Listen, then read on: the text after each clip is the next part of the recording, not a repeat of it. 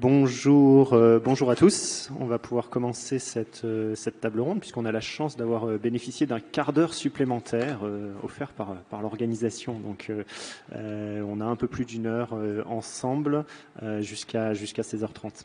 Je suis Dorian Marcelin, je suis le rédacteur en chef d'Alliancy, donc un média dédié à la transformation des organisations, qui n'est pas spécialisé sur les sujets de cybersécurité, mais c'est l'une de nos rubriques. Et donc j'observe avec intérêt les évolutions qu'il y a au niveau de tout type d'organisation sur ces sujets-là.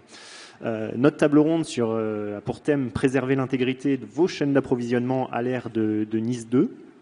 Et le but, c'est qu'on puisse en parler à la fois avec des personnes qui accompagnent cette transformation et des personnes qui la vivent directement dans leur organisation.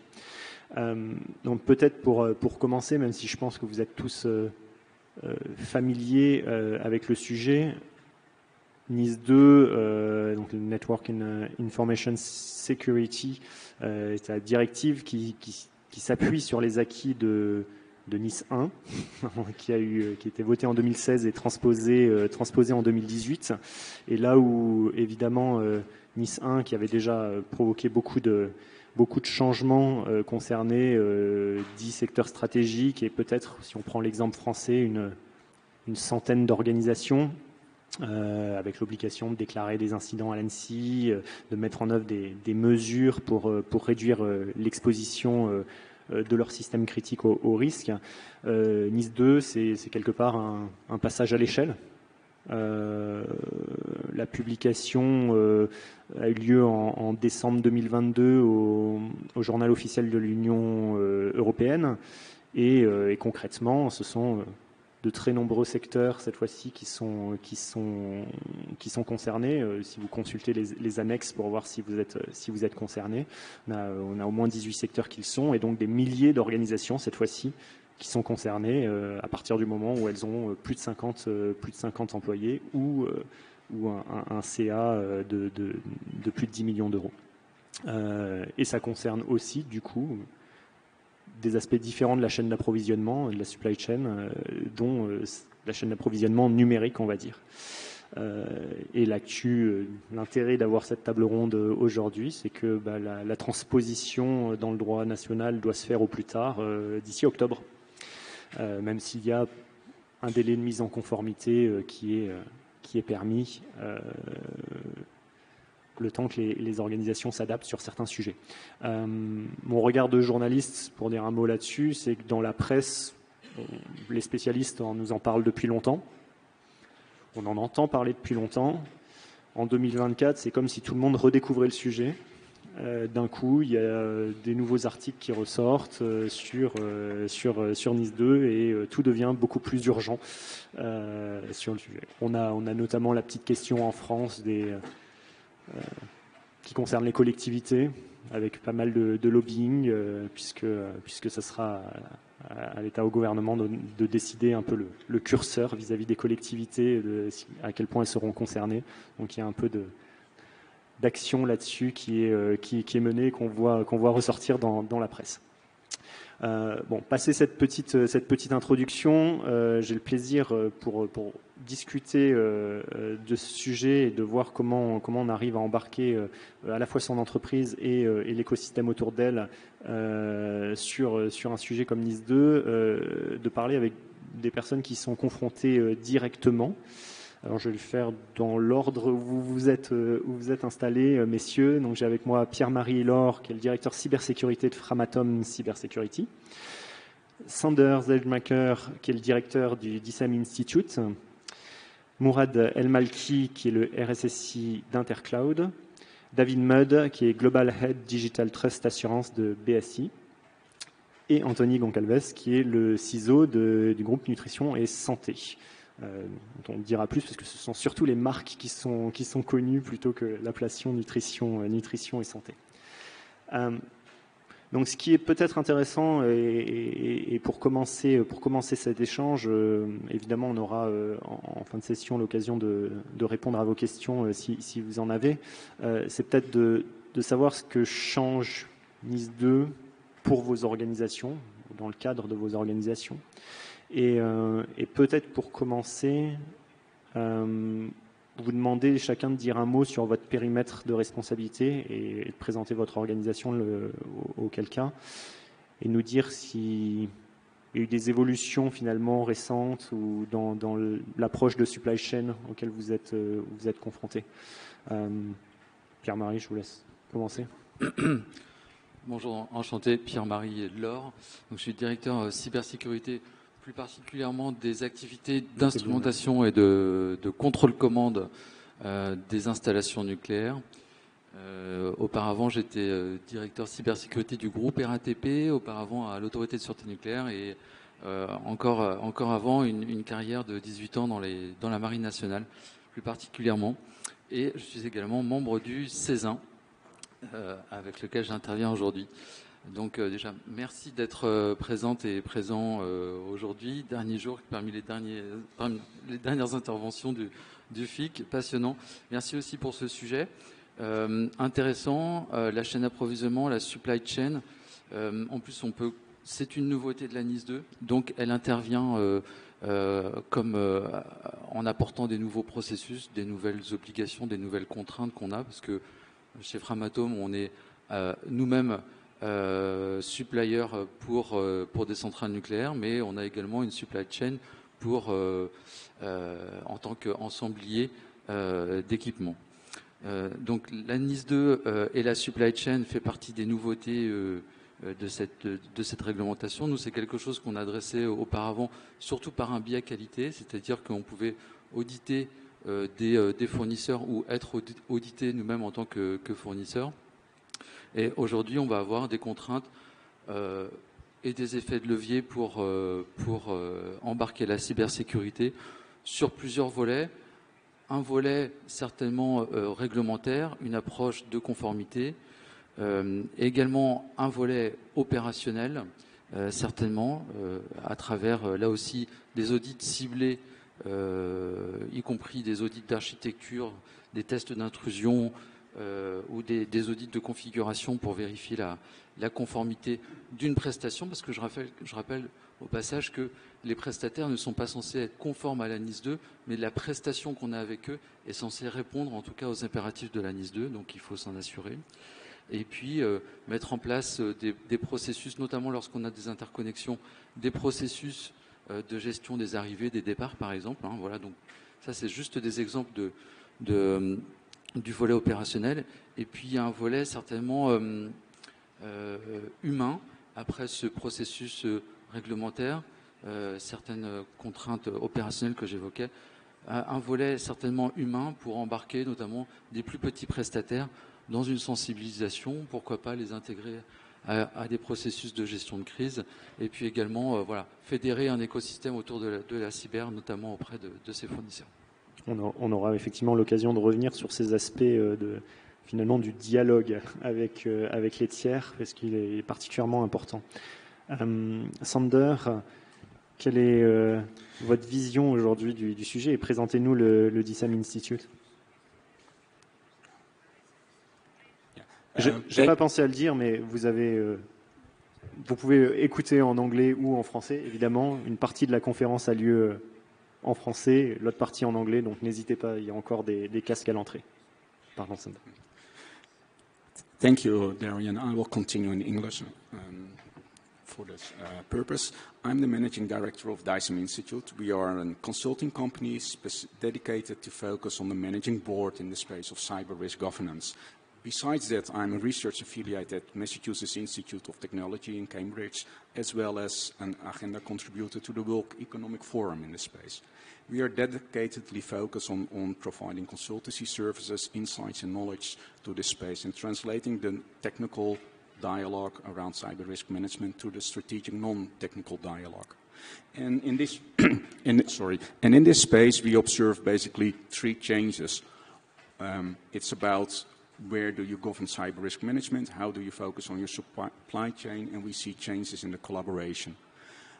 In this day and age, we are really dependent on technology, and companies are interconnected with each other. And this makes any impact in the field of cyber risk management very significant and has an impact not only in the technology space, but it affects your business, it affects your operations, it affects your financial space. And this makes this a board discussion. It will become a precondition for doing business in this day and age of technology. The second space what we observe is we need to understand what drives our business, what is critical technology in this space, how is it affected by threats, but also what are key suppliers to deliver our products and services. And we need to understand and assess that. With already a lot of work what needs to be done, this is additional pressure on the organization, and everybody knows we have a lack of resources in that space. So we observe that how we are going to assess is going to be changed. Some of the organization will questionnaires, get insights about the state of their suppliers, assess it with the policies, and have a follow-up debate. But this is reactive and take time, and an adversary can do a lot. In this space, we see a second development, and that's basically that there are some companies providing an inside-out view with scans and ratings and basically show what a near real-time status of the company is and how it will evolve about the time. But this is still looking back. And in the near future, we expect that simulation-added techniques will be added and try to simulate what will your supplier do in the future and how strong will their cyber risk management strategy be. This kind of technology, digital twin technology in the strategic space, will help you to have a forward-looking dialogue with your supplier and basically start to have the discussion. We think you need to improve in future because we're concerning that your strategy will not hold. What are you going to do about it today? And this may help to change your relationship. And that brings us to the third point. And that is basically how we are going to work together. The fact is that you need to have strong relations with your suppliers. The reason for that is cyber risk can have a significant impact on your company. And when your processes are going down, when your services are going down, what are you going to do to resolve them?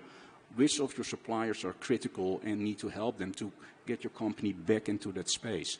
And this requires to rethink the collaboration. If you don't know and don't have good relations with your suppliers in good times, how are you going to find them when it's are bad times? And who do you need to talk to? You need to share knowledge, you need to collaborate, you need to do exercise to be prepared. NIST 2 is one changing thing. Security will not be an option anymore. It becomes mandatory if you're in that space.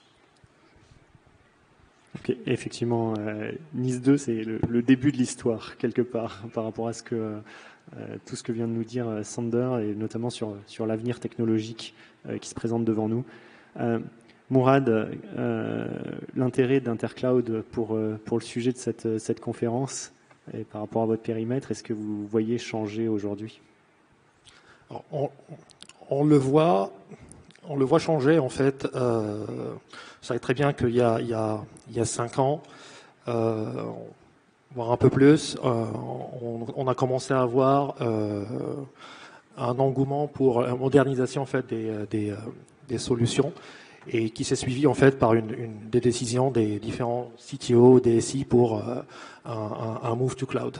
Donc ça, on l'a vu, ça veut dire automatiquement qu'il y a une augmentation considérable de la dépendance vis-à-vis de la supply chain, en fait, des chaînes d'approvisionnement, et ce qui veut dire automatiquement que ça augmentera de façon naturelle la surface d'exposition, en fait, au risque. Et je pense que le fait que NIS 2 arrive, et on attend la transposition justement, et puis après bien évidemment, vu que la régulation va permettre à l'ANSSI, qui est l'autorité de régulation en France, d'appliquer des sanctions. En gros, on fait une approche équivalente à ce qui s'est passé avec GDPR. Ce qui rend la chose très très intéressante, c'est le fait en fait qu'il y aurait ces sanctions, ce qui veut dire automatiquement, et là je rebondis sur ce qu'a dit Sanders, c'est que la sécurité ne sera plus un luxe. Tout le monde va devoir l'implémenter et mettre en place les mesures nécessaires, ou au moins s'inscrire dans une approche en fait d'amélioration continue. Quand on regarde un peu ce qui se passe, et puis l'ensemble des mesures qui sont induites par NIS 2, on voit bien qu'il y a de l'ère d'ISO 27000. Donc en fait, il y a un ensemble de requirements qui va être que les entreprises et les différents acteurs vont devoir mettre en place afin de minimiser les risques. Et ça, en fait, nous, de notre côté Intercloud, comme on se positionne entre les clients et les différents clouds à l'échelle mondiale, on voit ces dépendances en fait s'agrandir et les risques qui sont inhérents à ce type d'exercice augmenter et exposer les données et les applications de nos clients à des risques accrus. Donc encore une fois, NIS 2 est quelque chose de très très important et on sait très bien que s'y conformer va prendre un peu de temps. Encore une fois, c'est la même chose que ce qui s'est passé avec GDPR. Et nous, de notre côté, on va essayer d'accompagner nos clients pour justement montrer le chemin pour une adaptation, une adoption un peu plus simple de la norme. David, est-ce que vous pouvez nous présenter BSI et nous partager votre regard sur le changement en cours avec NIS 2? Thanks, Dorian. Before I talk about BSI and our role, for me, the news isn't NIS 2. NIS 2 is a regulation that's there for a reason. And as Morab was saying, the news here is not just about the change and the massive increase in uptake of digital services and the increased risk that comes of that. There's been a fundamental shift in cybercrime, actively targeting things like the digital supply chain, which is why the supply chain is now so critical. Before, the story used to be, if you protect all your own information and the bad guys want to come after you, they'll go through the weakest link, and that might be your supplier. Now, with that explosion of that shift to as a service and cloud-based services now, the bad actors are actively targeting that supply chain, because every time they hit that supply chain, they don't hit one company or even 10 companies. It can be 100 or 1,000 in one go.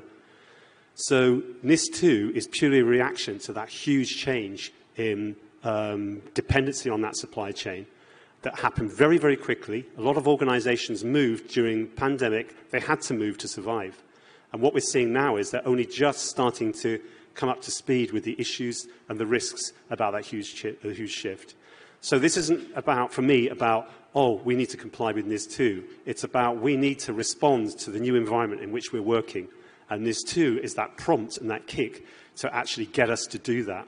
And that focus on supply chain I really welcome, as that, for me, is the single biggest area of risk in the digital space that most organizations are facing.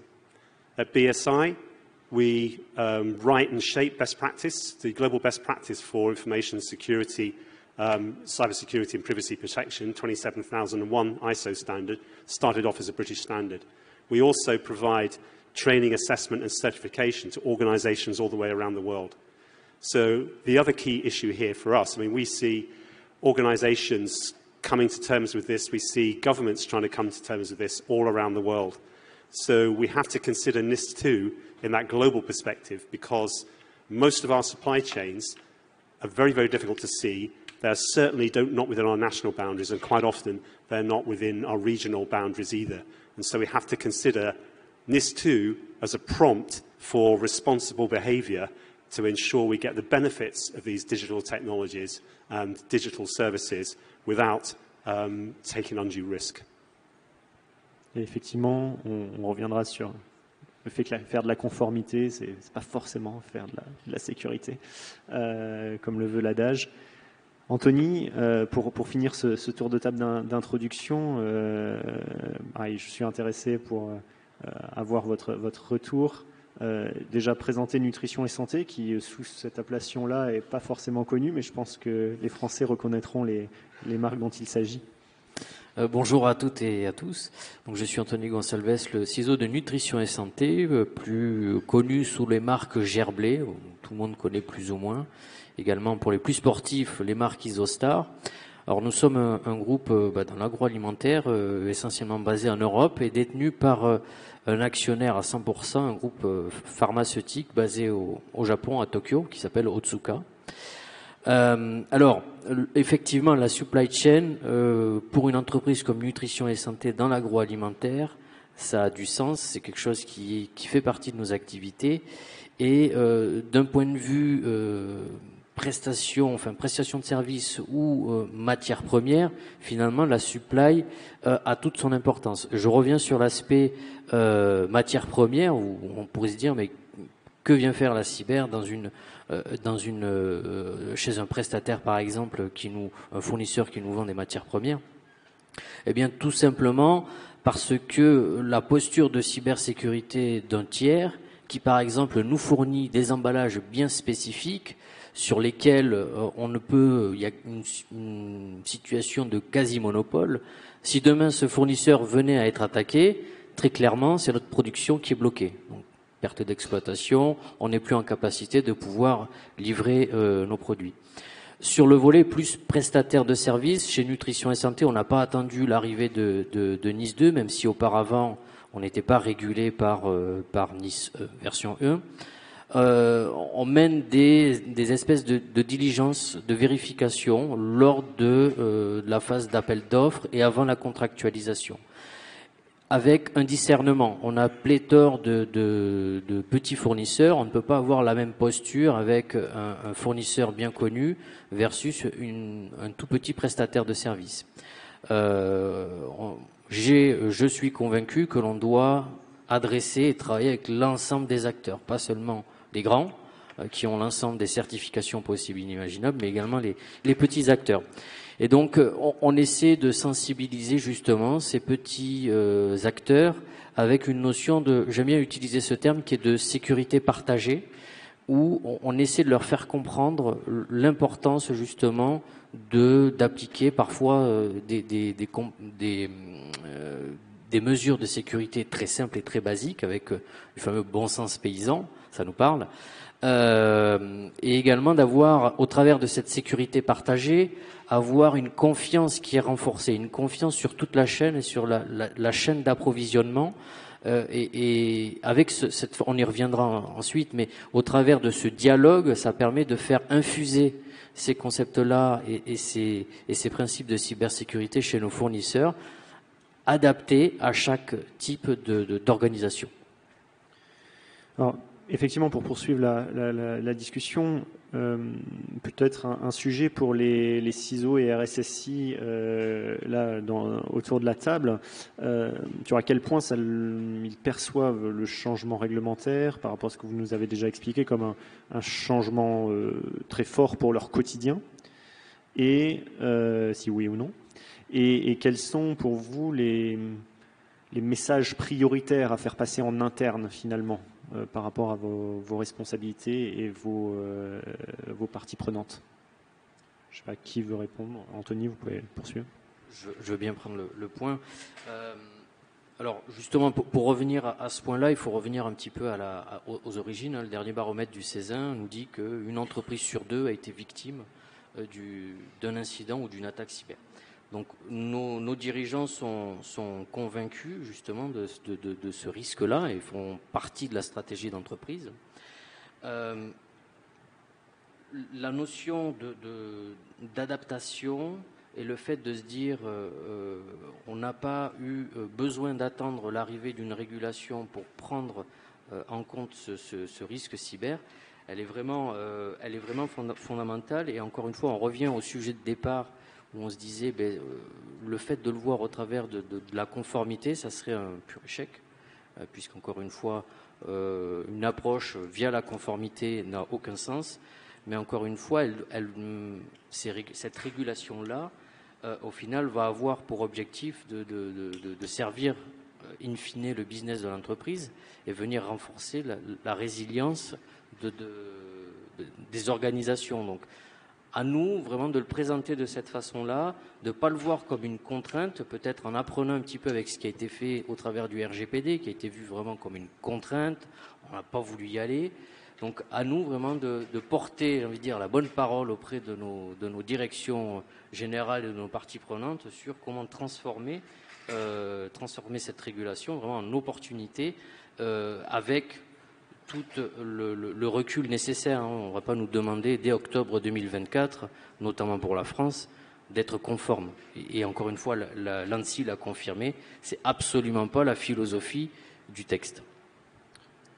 Pierre-Marie, peut-être par rapport au message vous-même que Oui. vous vous êtes amené à passer en interne. Alors très honnêtement, on exerce des activités critiques, donc on a, vous l'imaginez, déjà un certain nombre de contraintes, de réglementation, d'objectifs en cybersécurité, de culture aussi de cybersécurité qui existe très très fortement, qui est vraiment très implantée. Donc honnêtement, je pense que ça va pas être une révolution chez nous. Peut-être que ça va certainement augmenter l'aspect sensibilisation des prestataires qui vont mieux comprendre de quoi on leur parle quand on leur propose des sensibilisations ou des contrôles ou des contraintes opérationnelles peut-être plus importantes qu'avant. Mais honnêtement, je ne pense pas, enfin, pour mon secteur d'activité, qu'il s'agisse d'une révolution. Mourad, en tant que RSSI chez Intercloud, avec des activités du coup assez différentes. En fait, j'aimerais bien revenir sur un point qui est la cible ultime de NIS 2. En fait, c'est d'avoir un espace européen où le business peut prospérer. En fait, c'est ce qu'il faut qu'on garde. La Commission européenne a travaillé, a fourni, a préparé en fait cette régulation pour que l'ensemble des business au niveau européen arrivent à travailler dans un environnement sécurisé. Bon. On va pas pouvoir sécuriser à 100%, mais au moins mettre en place les différentes mesures pour que ce business arrive à prospérer. Donc en fait, est-ce que NIS 2 va changer des choses pour Intercloud? C'est clair que c'est oui, pour la simple raison, c'est que derrière, c'est ce que je mentionnais avant, l'ensemble des fournisseurs faisant partie de notre supply chain seront aussi en fait assujettis à cette régulation, et automatiquement on se retrouverait justement à refaire ce qui a été mentionné auparavant par Anthony justement sur la partie due diligence, voire dans des cas spécifiques de la due care. Donc à 100%, il y aura un changement au niveau de NIS 2 par rapport à notre business et par rapport à l'ensemble de l'écosystème dans lequel gravite Intercloud. Maintenant, pour revenir à l'autre partie de votre question, Dorian, et qui concerne le message qu'on essaie de passer au sein d'Intercloud. En fait, moi, j'aime bien une expression que j'utilise très très souvent, c'est que le contrôle, plutôt la confiance, n'exclut pas le contrôle. Donc c'est ce que j'essaie en fait d'infuser au niveau d'Intercloud, et même à travers les discussions qu'on a avec nos partenaires au sein de l'écosystème, encore une fois. Et l'idée c'est certes on a besoin de cette confiance pour que le business arrive à s'établir. On a besoin de la confiance pour avoir un environnement sain pour encore une fois que l'inventivité et l'amélioration de tout ce qui en fait en relation avec le business arrive encore une fois à prospérer. De l'autre côté, le contrôle, et on a effectivement besoin de ce contrôle, et c'est ce que j'arrête pas en fait de dire au niveau Intercloud, et encore une fois avec les différents partenaires. C'est qu'on a vraiment besoin de ce contrôle pour éviter tout abus justement de cette confiance. Et dans cette optique, quand on se rapproche de façon un peu plus chirurgicale du NIS 2 et de l'ensemble des requirements, et encore une fois qui sont hérités des différents frameworks qui sont déjà en place et qui sont déjà en fait prouvés, on s'aperçoit que il y a un vrai besoin de mise en place de ce qu'on appelle les baselines. Et en les mettant en place, on arrive justement à avoir cette confiance et cette sécurité. Encore une fois, on ne pourra pas avoir une sécurité à 100% parce que les adversaires et les attaquants, ils sont là, ils sont à l'écoute. Les adversaires, ils n'ont pas de change management process, alors que nous, de notre côté, on a l'ensemble de ces contraintes. Donc l'idée, c'est de travailler dessus et essayer d'améliorer nos capacités justement de réponse, et je pense que c'est quelque chose qu'on va aborder lors des prochaines questions. Mais et voilà, globalement, comment ça se positionne au niveau Intercloud. Effectivement, on peut peut-être aborder ou demander l'avis autour de la table s'il y a des leviers, outils, approches packagées qui peuvent aider, on va dire, dans cette transition, cette adaptation. David, je dois dire oui. Donc. Thank you, John. Yeah, from our perspective, we look at the requirements within NIS2, and they are largely based on well-proven, established information security management processes and controls that have been around for decades. So it's easy for BSI to say that because, yes, we wrote a lot of the stuff that now forms the heart of this. So for us, it's very familiar. So for us, we see NIS2 not as something that's new and something to be scared of, but something that says it's just pointing you at what already exists in global best practice. So the message, the internal message for me needs to be, we need to make sure we're doing the right thing, we're following best practice.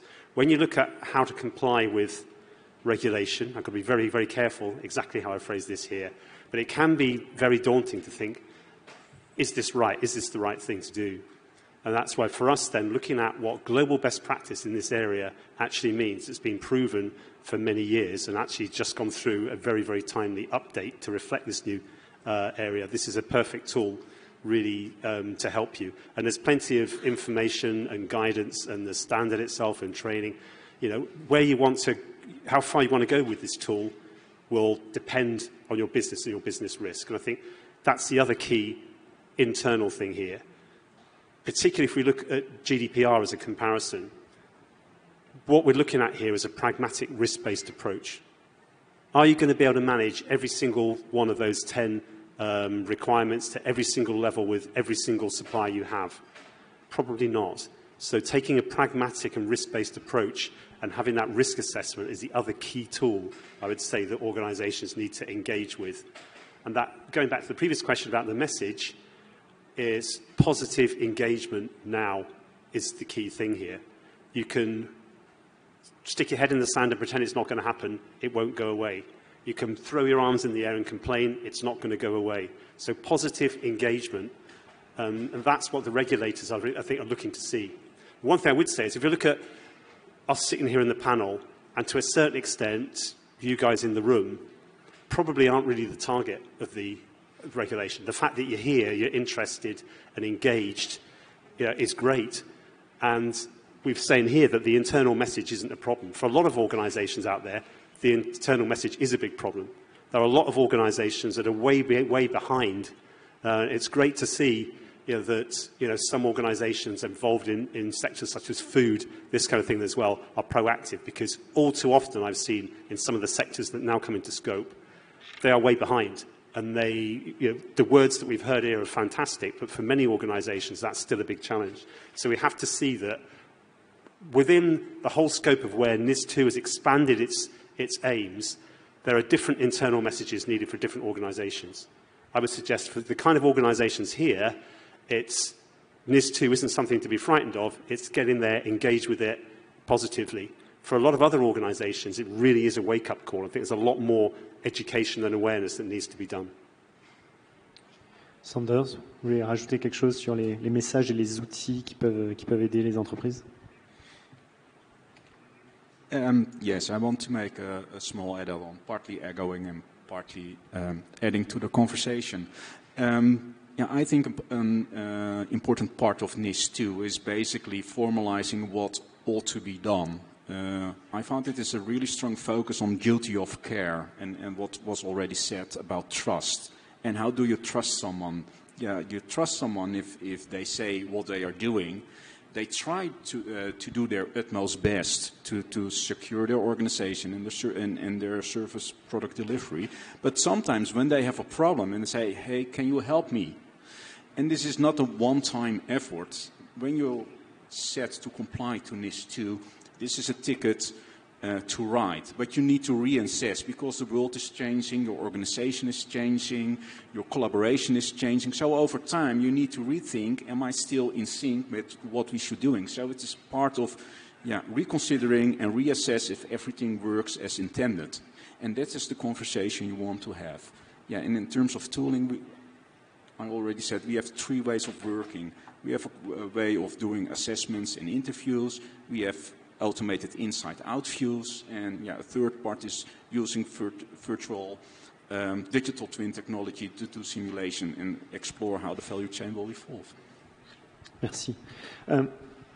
J'aimerais justement poursuivre sur la conversation sur ce point que vous mentionnez et qui avait été abordé par par Anthony dans son intervention sur la nécessité finalement de la qualité du dialogue avec les tiers, puisque au-delà de ce qui se passe dans le périmètre de l'organisation et des changements qui peuvent être amenés par des organisations qui peuvent être très matures déjà sur le sujet, la clé c'est comment on embarque son écosystème finalement sur le sujet, et c'est ça qui va renforcer la résilience de toute la chaîne. Peut-être Anthony, revenir sur comment aujourd'hui réagissent vos fournisseurs à ces changements et à la façon dont vous les adressez justement, pour rebondir sur ce niveau de confiance que vous évoquiez. Oui, merci. Alors, on a, j'ai envie de dire, 3 grandes catégories. On va voir les premiers qui vont nous dire NIS 2, on l'a étudié, on l'a anticipé. On essaie de comprendre un petit peu en mettant un plan d'action. Alors, juste, je revenais sur la partie analyse de risque qui, à mon sens, est vraiment le fondement de base. Aucun outil ne sera indispensable à ce niveau-là, mais bien maîtriser ces risques et savoir les positionner dans les bons processus et les bons domaines d'activité de l'entreprise. Donc, pour revenir à cette notion de sous-traitants et de fournisseurs, alors 3 cas de figure, ceux qui se préparent, ceux qui disent j'attends octobre 2024 parce que je pars du principe que la transposition n'a pas eu lieu, donc je ne fais rien. Et ceux qui nous disent non, je n'habite pas à Nice. Voilà. Donc on a un petit peu les différents niveaux de maturité. Ce qu'on a pu s'apercevoir, alors que ce soit encore une fois sur les prestataires de services, mais également chez les fournisseurs de matières premières, etc., on voit que c'est quand même un sujet qui est globalement anticipé, parce que finalement ça révolutionne pas la cybersécurité, ça vient juste nommer ce que les RSSI viennent ou essaient de transmettre à leur direction en général, sauf que maintenant il y a un cadre bien précis et les dirigeants se doivent de le prendre en considération.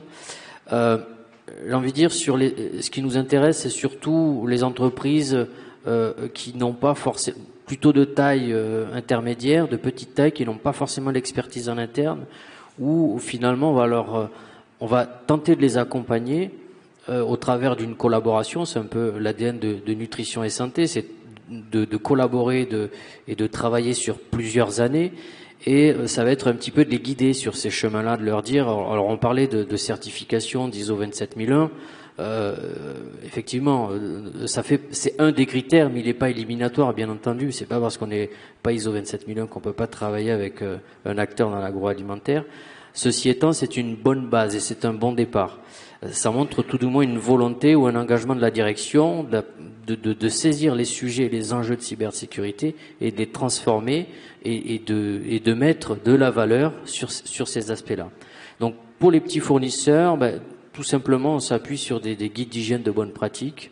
On leur monte un petit peu, on leur explique les biais que l'on peut avoir au travers des collaborateurs, donc la sensibilisation, on en parlait, donc quelque chose qui est très important.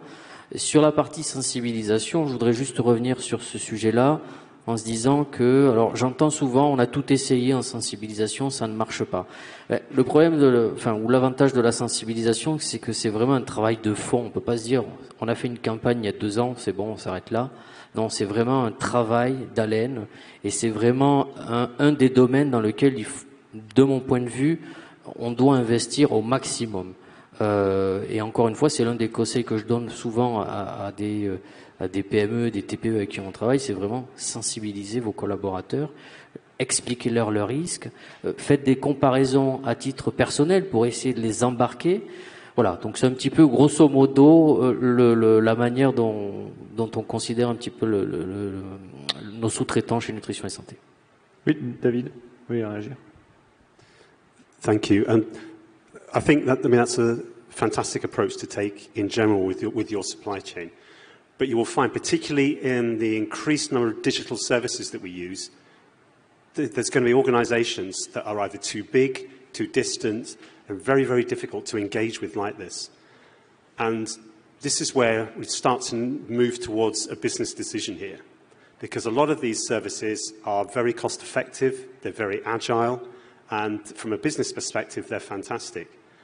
But if you're not able to engage with them in the way that Anthony was just mentioning, and they're not engaging on NIS 2, what do you do?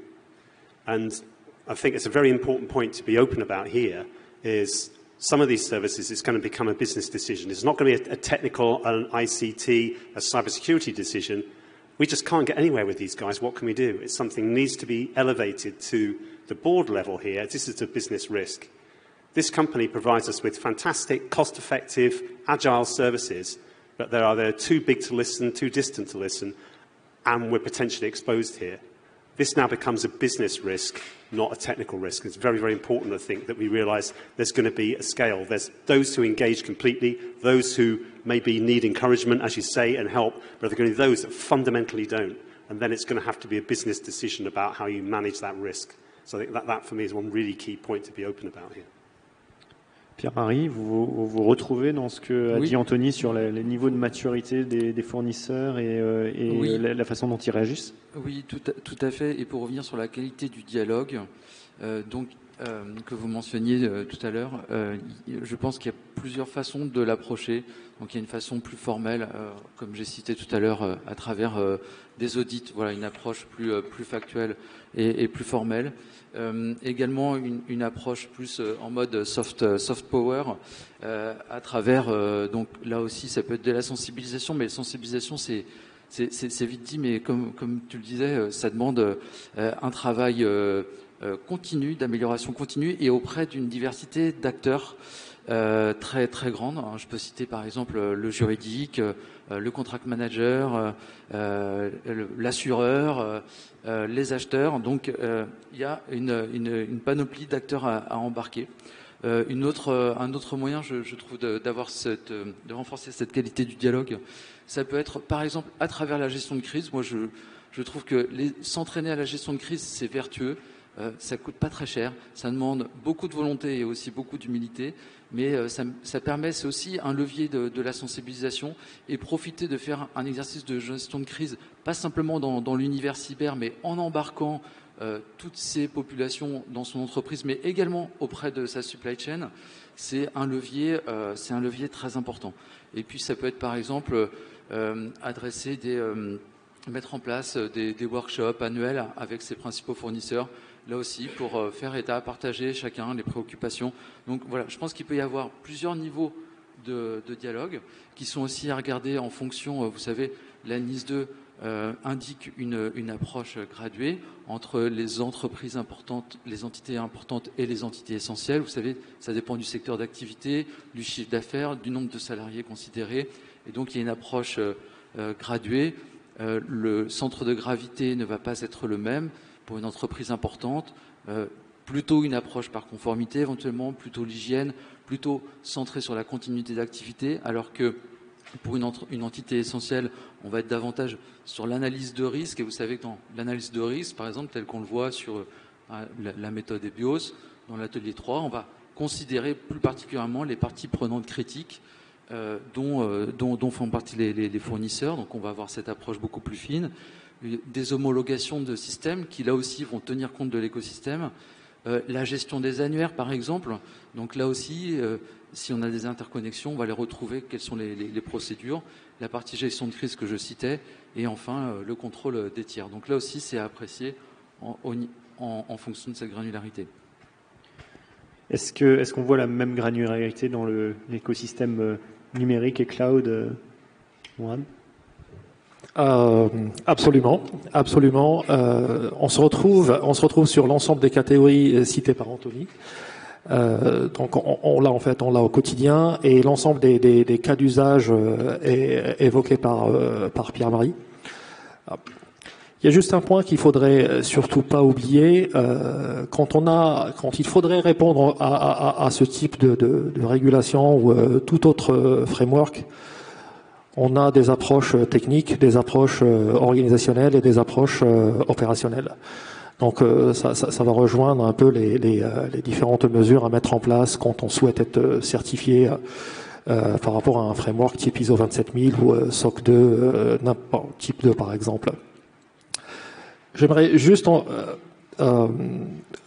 focaliser sur le volet technique qui peut être très très intéressant. Encore une fois, ça a été évoqué, l'ensemble des points qui ont été évoqués par vous, Pierre-Marie, sur les différents mécanismes à mettre en place pour justement sécuriser et puis faire en sorte à ce que l'ensemble de l'écosystème impliquant les supply chains participe activement à l'élaboration de cette approche sécuritaire. Mais il ne faut pas oublier les aspects techniques aussi, qui peuvent aussi répondre et couvrir un bon pourcentage du risque induit par le fait d'avoir recours à ces services émanant de chez supply chain. Et quand je parle de la partie technique ou les aspects techniques, il y a un buzzword qui est utilisé largement sur les derniers trimestres, qui est le Zero Trust. Maintenant, le Zero Trust, chacun le comprenne à sa manière. Il y a différentes implémentations, différentes approches, différentes philosophies et différentes écoles. Il faut toujours revenir en fait au basique, au baseline, et en gros appliquer un besoin très très simple en sécurité, qui le besoin d'en connaître. Et il faudrait justement mettre en place des périmètres, mettre de la segmentation, utiliser des protocoles avancés, élaborés, un protocole comme Scion par exemple, qui peut être aussi utilisé dans le cadre justement de cette mise en enclave avec les différentes discussions d'un point de vue encore une fois technique avec les supply chains. Bien évidemment, il y a le point qui a été évoqué par et Anthony et Pierre-Marie et aussi David qui concerne la partie awareness. C'est quelque chose de très très important. C'est un travail de fond, c'est un travail récurrent et c'est quelque chose que je pense que il faudrait que même l'éducation nationale en France devrait prendre ça en considération et commencer à donner des sessions, plutôt des petits cours en fait à nos enfants, histoire de les préparer à leur vie professionnelle et éviter aux responsables sécurité de brûler énormément de calories, à les sensibiliser alors qu'on pouvait le faire dans une phase d'amont. Après, j'avais une petite remarque, plutôt rebondir sur un point évoqué par David, et qui concerne le fait que, et ça c'est un use case qu'on a en fait, c'est qu'on a des entreprises qui n'ont pas de référent sécurité. Et donc c'est des entreprises qui peuvent fournir des services plus ou moins névralgiques, et on ne peut pas s'en passer, dont on ne peut pas se passer. Donc dans ce cas-là, en fait, l'idée elle est très simple, c'est encore une fois revenir au basique et revenir à l'exercice de gestion, de management de risque, et d'essayer un peu de transférer le risque ou de le minimiser en fonction des moyens qu'on a entre les mains. Et ça ne voudrait en aucun cas dire de pousser en fait à l'exclusion de ce type d'entreprise, parce que ça fait partie du tissu économique du pays, du continent, et il faudrait quand même qu'on arrive à les tirer vers le haut, les accompagner et dans cette approche de maturité sécuritaire. Merci effectivement pour le focus, puisque une grosse partie du problème sur les TPE, PME est justement qu'elles sont dans cette chaîne de valeur parfois critique pour les plus grandes entreprises évidemment. Sander, est-ce qu'il y a des points à rajouter sur finalement comment on dépasse la conformité pour faire de la sécurité avec des tiers, quoi? Yeah. Well, I think there's already said a lot, but I think really something what is going to rethink how we are going to collaborate. If you have a small entity critical to your organization that cannot afford the security needs you have. I had one client in my portfolio, and they basically started to share security services of them to that particular small company, and leverage their security posture. In a way, it was secure for both companies. And this was a whole new way of thinking how you collaborate and how you should do business. And this might be an example just to rethink what you can do and how it involves business decisions. And second element, what is really important, is when you look at the NIS2 regulation, you have duty of care, you have a reporting part, but you also need to be ready. You need to have plans in place when you have problems in your organization. And then it's the question, what do you do to train them? And it's not training within the value chain and on an operational level, but did you do a cyber range exercise at the board level? Because when you have a problem, a lot of dimensions will be impacted. And you need to organize across the whole organization, engage with your stakeholders, your customers, see if alternative processes and services delivery become in place. That is huge. And usually people think they are ready, but when it comes to problems, you always see that you're missing some of the spots. And this is really critical to do those exercises. Peut-être effectivement, on pourrait faire un tour de table sur le conseil que vous donneriez à un fournisseur, un prestataire, notamment de petite taille, s'il y a un point d'attention sur lequel vous aimez attirer l'attention, un conseil à leur donner, ça peut être intéressant et ça peut peut-être inspirer d'autres acteurs à vous imiter. Anthony ? J'ai envie de dire les accès, le MFA, l'authentification forte, je pense que c'est quelque chose qui doit être... on doit plus se poser la question de nos jours. Il y a encore beaucoup trop de sociétés de services qui expliquent pour X ou Y raison pourquoi on ne le met pas en place, pourquoi ça embête les utilisateurs, etc. Donc ça c'est... Alors aujourd'hui on se pose la question de savoir si le MFA est vraiment résistant aux attaques. Donc je ne parle même pas des organisations qui n'ont pas du MFA activé. Hein. Je fais référence notamment aux hôpitaux en France essentiellement. Alors très souvent ça se passe au travers d'un manque d'authentification. Et le deuxième, je voudrais revenir à ce que disait Pierre-Marie sur la partie exercice sur table. Commencer petit à petit à se sensibiliser, à embarquer le COMEX sur des exercices de simulation de crise, sachant que la cyber est une crise comme une autre, mais vraiment approcher cette notion, voilà, donc au travers de l'exercice de simulation, chaque année, tous les 2 ans, encore une fois avec une humilité qui doit être celle propre à la cyber, de se dire, ben voilà, on se prépare, on identifie les bonnes personnes, on met en place des procédures, on se pose les bonnes questions, on voit comment tenir à jour des annuaires d'urgence ou avoir une messagerie peut-être alternative prête à être activée en cas de besoin. Encore une fois, adaptée à l'échelle et avec les moyens de l'organisation, y compris la PME ou le TI. J'étais un peu long, pardon. Non, super, merci. David, un conseil à donner? Yeah, thank you. In some ways, I would like to talk about the best practice, but I've kind of gone on about that, and that's our kind of core thing. The one thing I want to mention that hasn't really been talked about today is in depth, I think is probably the most risky area when it comes to NIS2, is around the vulnerability and incident disclosure. This is where everything we've talked about your relationships with your supply chain come to a real head. Very few organizations are completely vertical around a particular issue where you end up with a software or web-based vulnerability or incident. You're going to be very dependent on your supply chain. So if there's suddenly a mandate to report in a fixed time frame, it's not going to be down to your organization. It's going to be down with your relationships with your supply chain around that vulnerability and disclosure and vulnerability and incident disclosure. So that's coming in as part of NIS2. And yes, there's the 10 general requirements, but that particular one, I think, is one that a lot of organizations are going to struggle with and where they really need to work out who in their supply chain is going to come into play when if we do have an incident, and making sure that your relationships and the whole of that management and the whole of those requirements of that reporting are passed down and your relationship can manage that. That, I think, is one area where I think a lot of organizations, from everything on that list, that's the one area I think they will really struggle. Merci. On poursuit le tour de table, Mourad.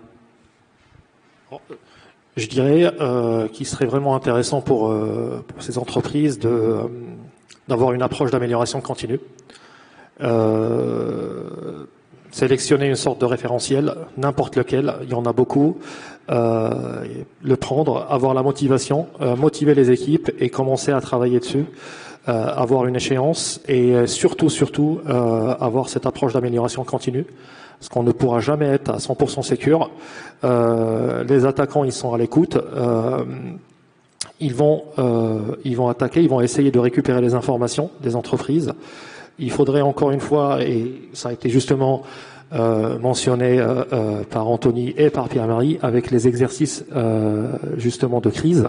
On n'est plus dans une approche comme il y a pratiquement, allez, on va dire 5-10 ans. On disait, allez, on pourrait aligner un bon CAPEX et derrière, ça va être très très simple pour nos équipes et on n'aura pas de soucis, on pourra dormir tranquillement la nuit. C'est plus le cas. Même en mettant un max de CAPEX, il y aura toujours des problèmes. Les attaquants, ils ont une motivation bien déterminée et ils vont pouvoir trouver un moyen pour entrer dans le système d'information. Donc il faut que les équipes soient bien entraînées, préparées et surtout avoir cette approche, ce réflexe de réponse à incident parce qu'on va l'avoir. Si on l'a pas aujourd'hui, on va l'avoir demain. Donc on a ce besoin justement de bien préparer les esprits et les équipes à embrasser cette approche de défendeur ou de défenseur contre les adversaires. Et encore une fois, quand je dis amélioration continue, reprendre l'ensemble de ces processus-là et les mettre en fait dans cette roue d'amélioration que je pense va permettre d'améliorer les niveaux de sécurité des entreprises. Sander. Yes, I think one important element is to consider is you don't compete on security. If you have, be open in the supply chain. If you have a need for help, ask and see where you can collaborate. If you have insights that are really important for vulnerabilities of potential attacks, share it within the community. And if someone is reaching out to you in the supply chain that asks for help, help that organization or person because it's a collaborative effort, and this might change. And maybe some parts where it comes to the legal part, where they say the secret you don't come to share, this will be an internal discussion. But I think this needs to change if you want to secure your processes in a collaborative way. Oui, ça marche assez mal d'être en solo à la cybersécurité. Ça se prête bien au jeu collectif quand même, malgré tout. Pierre-Marie. Pour compléter la boîte à outils, des solutions qu'on peut mettre en place après ce qui a été très justement évoqué, comme la mise en place du MFA, la gestion des vulnérabilités, l'entraînement par exemple. Moi je trouve, pour l'avoir vraiment vécu, la mise en place d'une politique de confidentialité, c'est un très bon exercice. C'est pas du tout technocentré. Ça peut se faire à travers des méthodologies d'évaluation des risques qui sont très rapides. Je prends par exemple RRA, qui est une méthodologie qui veut dire Rapid Risk Assessment de la fondation Mozilla, qui est en général un atelier RRA. Ça prend à peu près 30 minutes. C'est centré sur la donnée, sur la chaîne de valeur. Donc vous voyez, ça peut être très rapide, très pragmatique, mais mettre en place une politique de confidentialité, c'est pas simplement dire c'est 0, c'est 1, c'est 2, c'est 3 avec différents niveaux, c'est réfléchir justement à la chaîne de valeur et réfléchir à ces données et à l'endroit où, in fine, on va les héberger ensuite par des outils, cette fois-ci technologiques. Mais je trouve que c'est important de réfléchir à ses propres données. Alors, il nous reste encore quelques minutes, donc on peut prendre des questions si vous en avez. Alors, moi, j'en ai d'autres au cas où, mais je vais vous apporter le micro pour qu'il puisse y avoir la traduction à chaque fois, si nécessaire. Merci. Dominique Suppa, je suis consultant en cybersécurité et j'interviens plutôt en conseil qu'en RSSI. Je vous ai trouvé assez timide dans vos expressions. Vous parlez de sensibilisation. Vous travaillez dans un monde assez gentil. Vous avez parlé d'audit, Monsieur Laure, ce qui est déjà un petit peu plus sérieux que de la sensibilisation. Vous n'avez pratiquement pas parlé de contrat avec vos fournisseurs. Vous n'avez pas parlé de PAS, de PAQ, de PAQS. Vous avez parlé de Nice, mais il y a des choses d'ordre public. Le Code civil oblige la réparation des dommages à autrui. Le dommage existe même par négligence et la réparation du dommage va jusqu'au dommage causé par les personnes dont on a la charge et la responsabilité. Les enfants pour les parents, les fournisseurs pour une entreprise, etc. Le Code civil va même jusqu'aux animaux, la responsabilité sur le chien, etc. Il manque tout un volet contractuel dans tout ce que vous avez dit. Et la sensibilisation me paraît être nécessaire, hein, mais quand même un peu faible.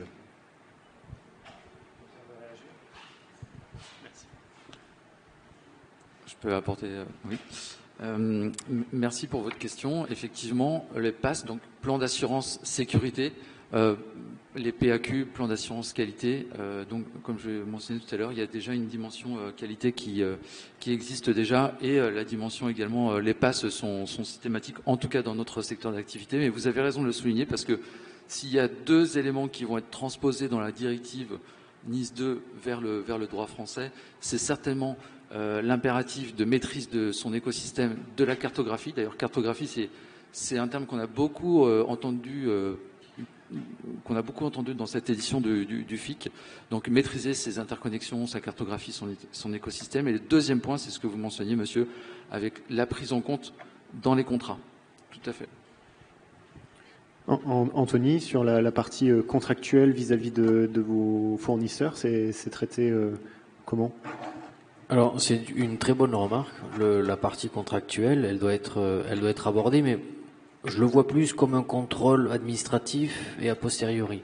Donc, il y a deux temps. Il y a la partie en amont, la partie contractualisation, parce qu'au final, on va activer et rendre opposable une clause, un contrat, ou par exemple une clause d'auditabilité, ce qui nous arrive très fréquemment. Voilà, je pense que ça va avec la partie en amont, la partie contractualisation. Je me protège contractuellement, mais c'est pas ce qui va faire ce travail de fond. Donc, encore une fois, je le vois comme un contrôle administratif, plutôt a posteriori, qui apparaîtra lorsque on aura besoin, on sera en désaccord avec le tiers, soit lorsqu'on sera en litige. Est-ce qu'il y a d'autres questions ou remarques dans la salle ?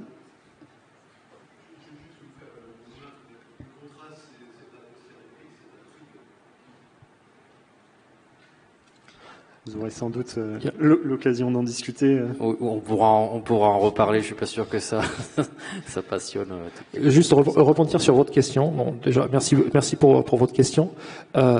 Nous avions bien évoqué à maintes reprises l'analyse de risque. Et donc, dans l'analyse de risque, il y a bien en fait un traitement de risque qui va s'en suivre. Et justement, le but, c'est soit de le minimiser ou de le transférer. Il se trouve que justement, la partie légale, contractuelle, elle fait partie de cette analyse de risque. Donc, bien que ça n'a pas été mentionné clairement, ça faisait partie justement des points évoqués. Donc, c'est quelque chose de très important, bien évidemment, et c'est quelque chose qu'il faudrait prendre au sérieux. Et donc, c'est quelque chose à mon niveau, qu'on met déjà en place et qu'on suit rigoureusement. Pas d'autres questions ? Moi, ça m'évoque juste un point peut-être par rapport à un échange que j'ai pu avoir par le passé avec des CISO sur à la fois la dimension audit, questionnaire adressé aux prestataires, le fait que certains d'entre eux dans des secteurs, notamment les plus petits, puissent être prestataires de plusieurs grands, qui, s'ils renforcent tous, entre guillemets, chacun de leur côté, leur façon de faire, leur pratique, risque d'être assez difficile à gérer, à répondre à cette attente des grands par un petit. Est-ce qu'il y a un intérêt à vous coordonner sectoriellement finalement par rapport au degré d'exigence, enfin moins le degré, mais plutôt la forme des exigences qui sont amenées pour faciliter la vie des plus petits fournisseurs dans la façon dont ils vont être amenés à répondre ou à se positionner. Éviter que quelque part, si je simplifie un peu à la hache, ils passent leur temps juste à vous répondre, et quand ils ne répondent pas à l'un, ils répondent à un autre, plutôt que de s'occuper de leur entreprise et de sa sécurité. David?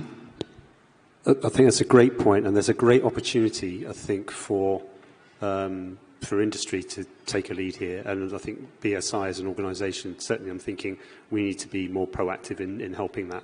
The one thing is, though, there's never going to be a simple checklist. You do this and you're NIS2 compliant. There's always going to need to be a certain element of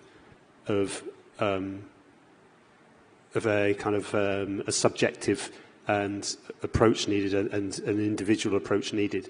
And I think what we can do potentially is streamline ways of demonstrating conformance with the requirements that could be relatively generic.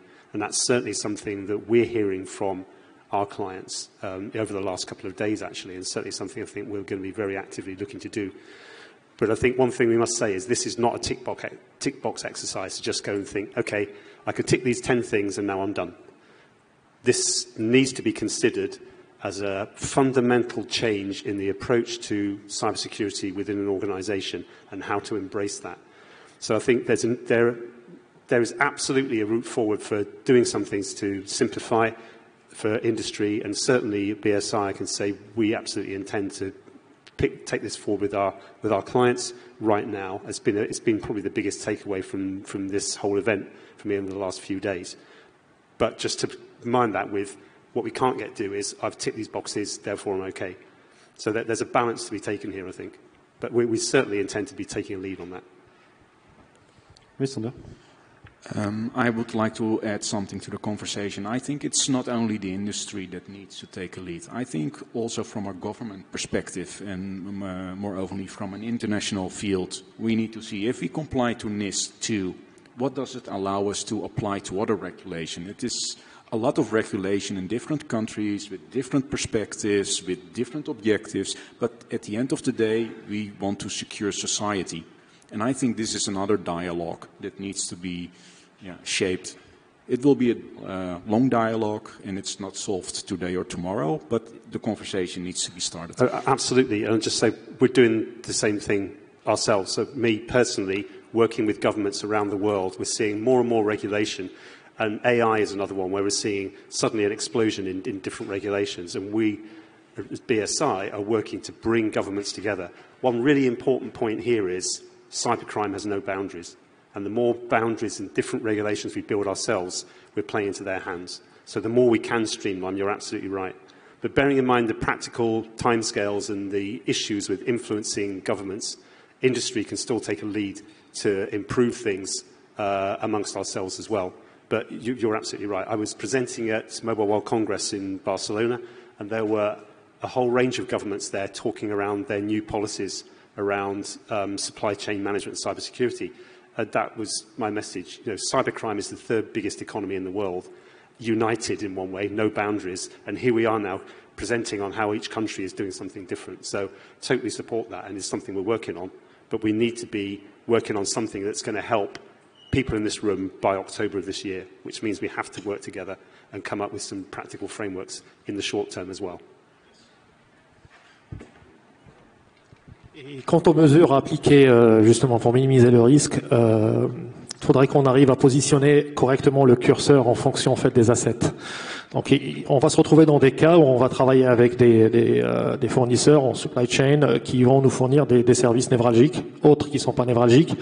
Donc en tant qu'entité, il faudrait qu'on arrive à bien positionner le curseur, parce que derrière, on aura en fait toute une conjugaison de plusieurs aspects à mettre en place pour minimiser ce risque. Donc on va avoir des approches techniques type justement les audits, les analyses plutôt les pentests par exemple, et puis après des solutions telles que l'ASM, des solutions d'attaque surface management par exemple.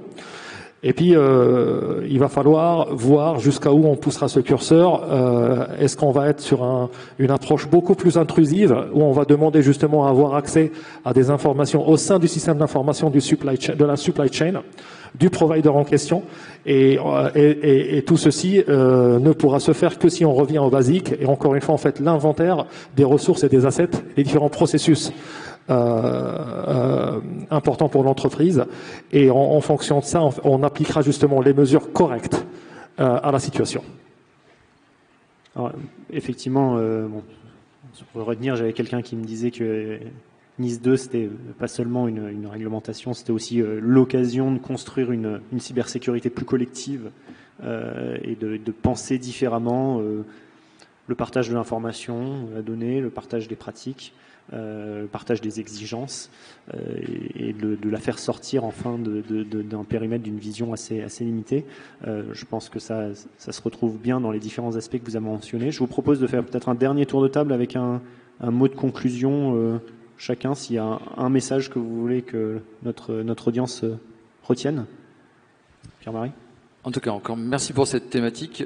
Nice 2 qui arrive donc avant octobre 2024 dans le droit français, aussi qui concerne, selon le sondage du Césin, 58% des entreprises en France au moins. Donc c'est pas une mince affaire. Et également pour cette thématique supply chain qui nous oblige à penser hors de la boîte. Je prends pour exemple Target, vous savez, cette compromission qui a affecté une grande entreprise américaine de distribution. La compromission venait de systèmes de climatisation, ventilation. Donc j'ai évidemment rien contre ce corps de métier. Les planètes se sont alignées défavorablement pour cette entreprise, avec les conséquences qu'on a connues. Donc vous voyez, il faut vraiment s'obliger aussi à penser out of the box. Merci encore. Sander, un mot de conclusion? Most important part, what I want to give the audience is one, cyber risk management enters the board, so you need to have a discussion from a business, operational and financial perspective, how it can impact the organization. Second element is there are several ways how you can assess your supplier and corporate landscape. But you need, whatever you assess, you need to continuously assess it because the world is going to change. And the third element is you need to rethink how you are going to collaborate, not only in the good times, but also in the bad times, and how you can help, share, and learn from each other. De façon très très succincte, la confiance n'exclut pas le contrôle. Donc il faudrait contrôler au maximum, mettre en place l'ensemble des mesures pour contrôler justement, et en interne et en externe, en gros avoir un contrôle de l'écosystème au max qu'on peut.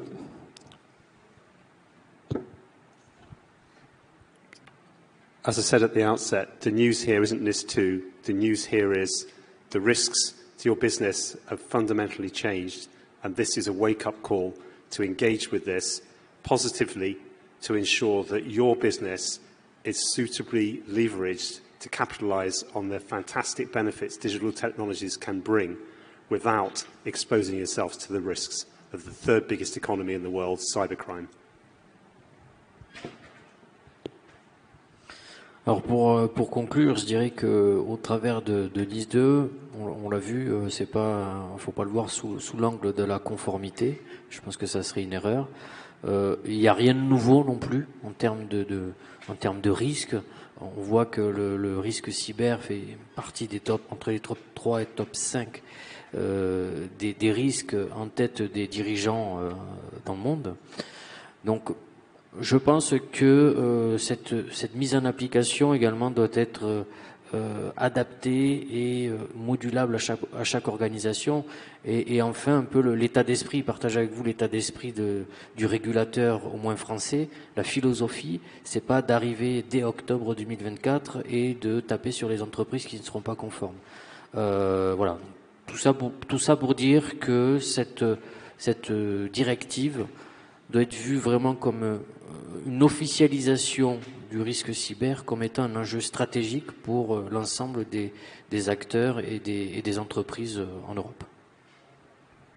Bien, merci à tous les 5 d'avoir joué le jeu de ces témoignages. Merci à vous d'être venus nous écouter. Ma mission est accomplie, les 16h29. J'avais dit que je libérais à 30.